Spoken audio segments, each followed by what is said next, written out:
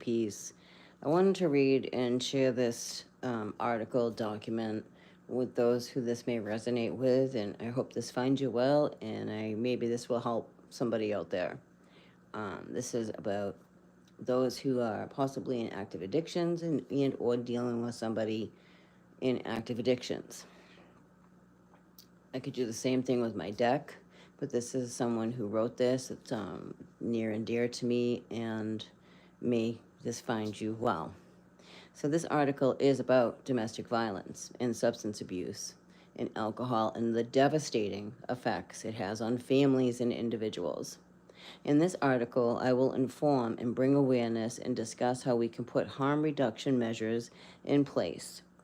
It also includes help identifying when and if someone is being abused or an abuser.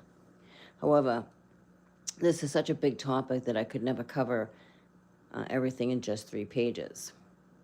About 10 million people, about half the population of New York, each year in the United States is affected by domestic abuse, domestic violence, and comes in many forms and affects all types of people. No one is immune from domestic violence. Sadly, it is most directed towards our most vulnerable members of society, which is children, elderly, and women. It also affects people with alternative life choices who have a history of becoming victims of domestic violence as well. DV and substance abuse are closely related. They do go hand in hand with each other either way. Both are extremely dangerous and tear apart the very fabric of a family or individual's life. And when an abuser has a drug or alcohol addiction, domestic violence tends to occur more often and happens quickly. Victims of domestic violence sometimes turn to drugs and alcohol as a means of coping. Almost 80% of domestic violent crimes occur because of alcohol and drugs. If the abuser and victim of both abuse substances, this can increase the severity of the abuse. Trauma suffered from this can be causes of addiction. Both substance abuse and domestic violence tend to drive one another. Domestic violence is made of any form of abuse between family members or 2 individuals, and this can be an emotional, a physical, a sexual, and financial. It comes in many forms, most common being the IVP, which is the intimate partner of violence. Also, adults and children and elderly people, in which abuse that occur between elderly family members and their caretakers. Physically harming another person by hitting, acting, or doing other violent acts. And emotional includes name-calling, humiliation, threatening, controlling another person's behavior. There's also a sexual assault, any unwanted intimate act, because a lot of women, they don't understand, maybe men too, but a lot of women don't understand after you've been through that, and if your partner tries to connect with you, that's assault. This is a serious topic in this world. Okay, so financial is using money as a form of control. Also, stalking is repeatedly contacting, following, and watching a person, like some of you do here on my channel. The consequences of domestic violence can be associated with severe and serious mental health and physical problems. Physical injuries such as brain injury, health issues affecting the heart, muscle, bones, and reproductive, digestive, and nervous system. And the mental, and clearly, please seek help if you're going through this. The conditions such as depression, anxiety, and PTSD, which is post-traumatic disorder, elevated risk of substance abuse, substances use, and worst of all, death. Any form of abuse between partners is considered IPV. It does not matter if it happens once or several times or how severe. It's all considered domestic abuse. Anyone can be a victim of domestic abuse. However, some groups of people experience higher rates of domestic violence. Moreover, you will find domestic violence and substance abuse intertwined in IVP relationships, sadly. And this includes teens. Surveys have found 5 million men, about twice the population of Mississippi, and 11 million women, about twice the population of Arizona, have experienced domestic violence that begin in their teens. and IPV women are most likely to be a victim and men most likely to be the perpetrator. The IPV also occurs in the LGBTQ community and relationships. About 25% of women, around 15% of men have experienced physical violence from their partner. And around 1/3 women and more than 15% of men have experienced sexual violence at some point. More than 16% of women and 5% of men have been stalked by former or current partners. The domestic violence among the LGBTQ couples at approximately 25%. Around 15% of children experience abuse and neglect at home, and this could be higher because most go unreported. Children living in a home. Children living in a home. One more time, children living in a home with alcohol or substance abuse or live in poverty are 5 times more likely to experience abuse. In 2020, child abuse and neglect took over the lives of 1,750 children. That was reported, never mind the ones that were not reported. Approximately 10% of the older adults over the age of 60 who live with someone abusing alcohol or substances experienced elder abuse. In 2003 and 2019, over 643,000 elderly persons received treatment in the emergency department due to physical violence in the home. There is such a strong link between domestic violence and substance abuse. Recent studies have shown between 25% and 50% of men who commit domestic abuse have substance use problem. Victims of abuse turn to drugs to cope with the trauma by using substances. And then this becomes a toxic, very toxic connection. It's a trauma bond. Most people who commit domestic abuse and substance abuse model after the family or environment they were raised in. Certain substances, including cocaine, methamphetamine, can have a long-term effects like aggression, and these stimulants can lead to violent behavior. People under the influence may also have trouble regulating their emotions, and when faced with a trigger, a person may react with violence to something that they would ordinarily be able to manage. The most common stimulants used by people like those that I mentioned cause physical, mental, and emotional effects. The classifications of these substances is by their overall effect, and drug stimulants like what I mentioned are called uppers. These upper stimulants are used clinically to treat narcolepsy, obesity, and ADHD. The stronger ones are used non-medically to induce euphoria and keep the user awake, on the run, energized, and skinny. Other uses are associated with increased aggression and violence. In a small study of DV, researchers found that 67% of the perpetration used cocaine the day of the incident all had consumed alcohol. The paranoia and the dysfunctional lifestyle involved with cocaine used engendered excessive violence.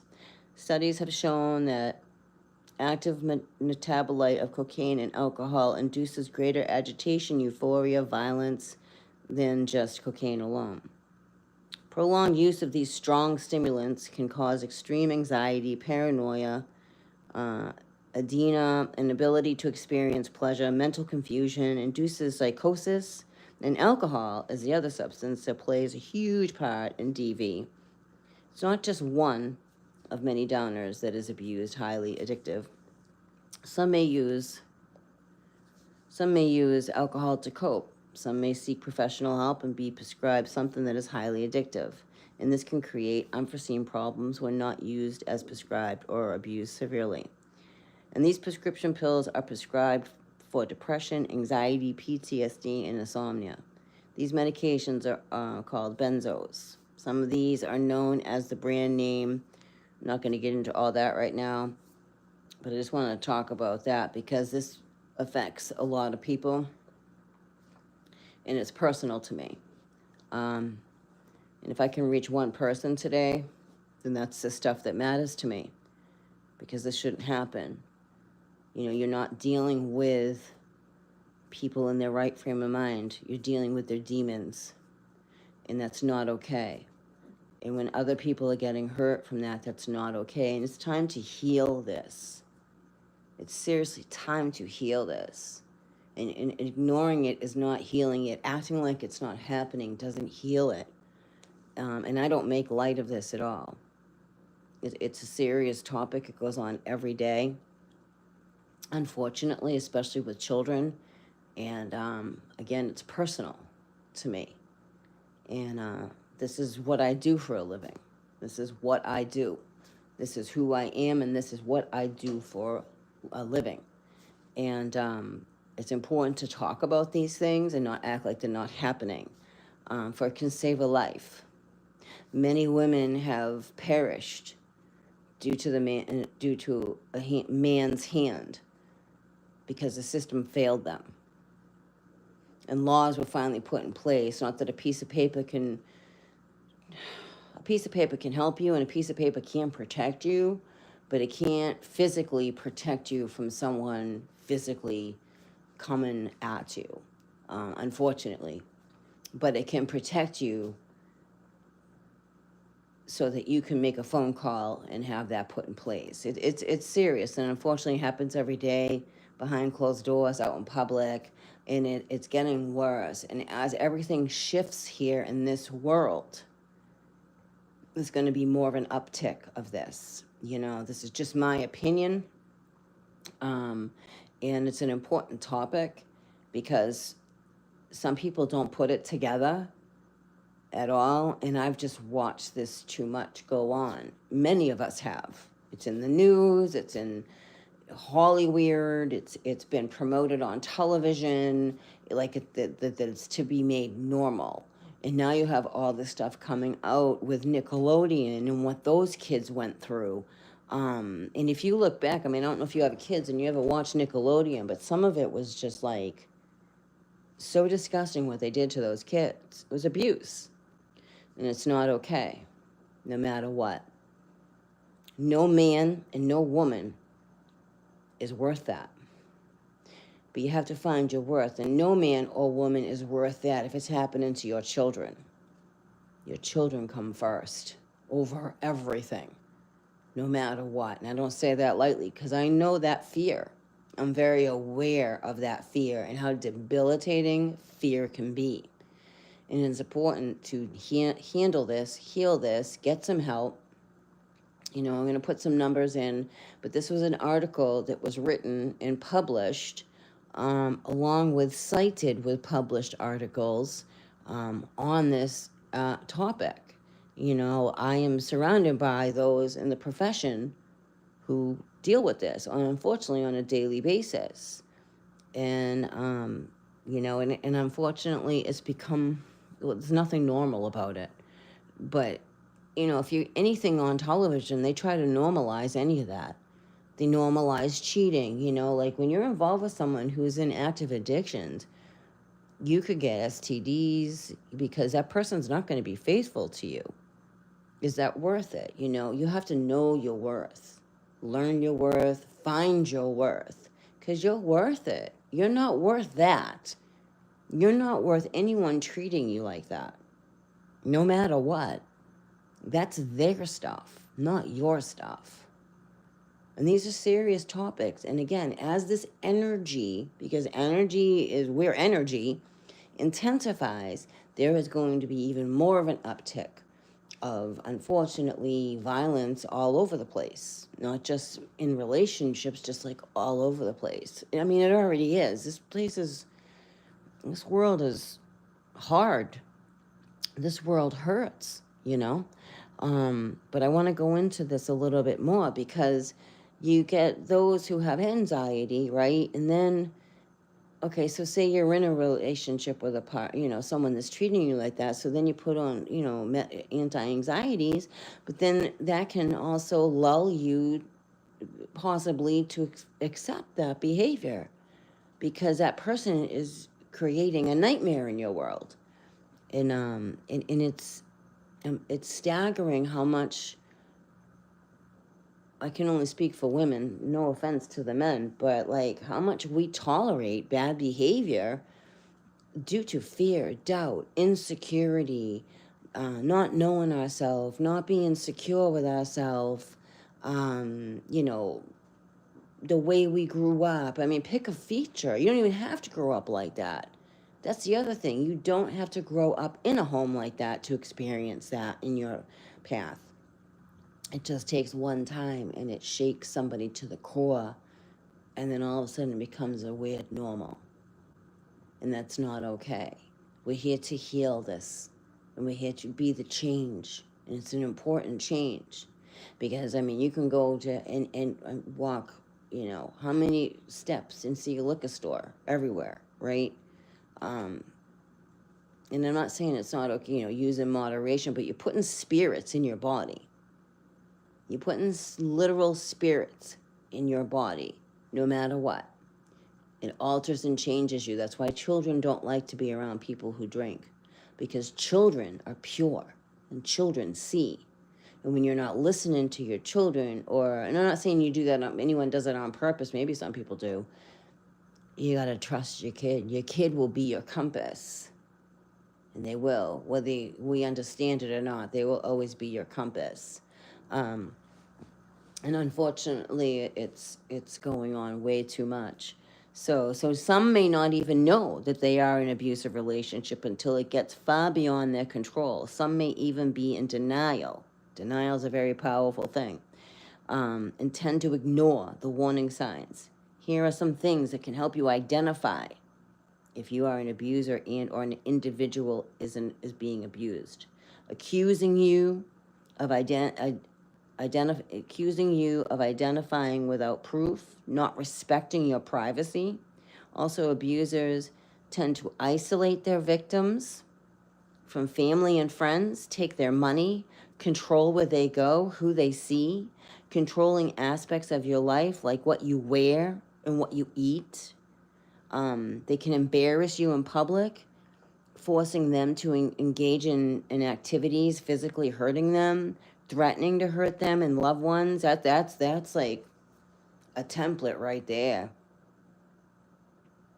People who abuse children, that's the first thing they do. They threaten that they're going to hurt the parent. A kid is a kid, man. They don't know. It's just a little kid and a woman or a man, you know, depending. I'm not excluding men, because men go through this stuff too. Okay? So controlling any aspect of your life, like you wear the physical hurting, threatening to hurt their loved ones or themselves, blaming you, blame, the blame game, blaming you for their behavior, calling your hurtful names and destroying your possessions, using your past against you, right? That's abuse, all right? You can start by recognizing and taking steps. If you are in immediate danger, please call 911 or get help and call 1-800-799-SAFE, which is 7233. Make a safety plan. You can create your own or get help from an advocate if you need. A safety plan helps a person remain safe throughout the process of leaving an abusive relationship. That includes a list of important resources, contacts, coping skills, and know that you have the legal right and option for that. You can contact the National Center for Victims of Crime. They offer the Victim Connect Resource Center, where they can educate you about your rights and connect you with the referral service, and by calling or texting 1-855-4-VICTIM, which is 1-855-484-2846, or chat with a victim specialist to assist online. These methods are sure to help. For additional services that help domestic violence victims and addictions to drugs or alcohol, you can call SAMHSA, which is SAMHSA, and National Hotline, which is 1-800-622-HELP, HELP, and learn about the resources in your area.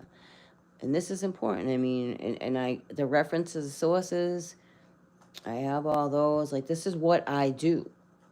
You know, I work with those who are recovering from addictions. I've worked with some women who are survivor of violent crimes, and it's not pretty out there, and it's not, and it's personal to me. And if I can help one person, that's the gift. And by sharing this, if I can help one person, to me, that's the stuff. We're here to help each other, because it's going to get, this energy is no joke. Like, my channel is all about that. My channel is all about energy and self-help and self-care. And be careful of who you're with. Be careful who you're connecting to. Be careful what you're putting in your body. Take care of yourself. Know your worth. Know your worth. And if someone isn't treating you as such, have the courage and power to step away. And I don't say that lightly, because when you don't have confidence in yourself, that's very hard. Or maybe that's something that you've known that can be very difficult as well. And, unfortunately, but it's little by slow, learning your worth and knowing that you're enough, and that no one should ever treat you like that. Nobody should ever treat you poorly, ever. But yet it happens, unfortunately, every day. And protect your kids. Protect your kids, man. And this is personal to me. I work with professionals that have validified everything that I have personally gone through, and have watched people I love go through. And it's hard when you're watching someone that you love go through this and continue to allow and continue. It's like, okay, I don't know. At some point, the person hopefully will wait. I don't know. Be aware of their worth. You know what I mean? It's very difficult. And there's some really, and if you're a starseed, a divine soul, you will draw in the most darkest people because of who you are, unbeknownst to you. This goes hand in hand with being a starseed, indigo child, crystal children, whatever label you want to put on yourself. Your light will draw in not only other light, but it will draw in some really dark, crappy people. And it can draw in evil. And I've watched it firsthand. I've experienced it firsthand, but I've watched it firsthand. Someone so evil. There's no soul in there. Some levels there's a soul, and then some levels, in my opinion, there's no soul because of who you are, your divinity. This thing is sent in to interfere with your divinity, your light, your shine, your kids' light, your kids' shine, because you are here. You're destined for everybody, I feel, is just totally destined for greatness. And that, what is greatness? It's a definition that you can't define. It could just be helping others. It doesn't have to be this grand gesture. But this is serious, and this goes on every day. When you're putting spirits in your body, you're not yourself anymore. And when you're with someone who's doing that, they're not who you think they are. And that's why kids don't like to be around people like that. They get very nervous for a reason. So, I don't know. I felt this was super important to share. It is very personal to me. And a lot of starseeds go through this, unfortunately. And it's no joke. Know your worth. Love yourself more. It's okay to do that. And I'm not talking narcissistic. No, narcissists don't love. By not allowing anyone to treat you less than, because you're not less than. You're quite the opposite.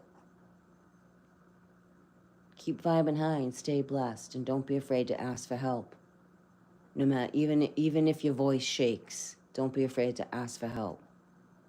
Peace.